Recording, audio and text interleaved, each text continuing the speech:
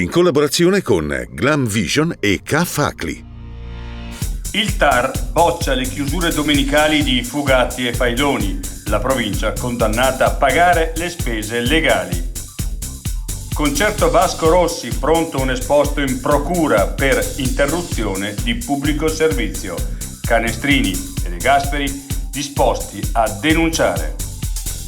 Cortocircuito Green Pass nelle RSA e in altre strutture, con 2 dosi e guarigione non si entra, serve il tampone.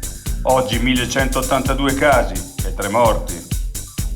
Una fornace del Medioevo scoperta sotto le mura del Castello Buonconsiglio.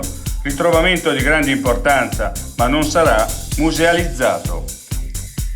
Nel 2021 sono stati 14 morti sul lavoro in Trentino. Alotti, servono maggiori controlli, dobbiamo fare di più per fermare questa strage. Pratiche di successione? Contabilità per professionisti? Contabilità per enti non commerciali? Contratti di affitto?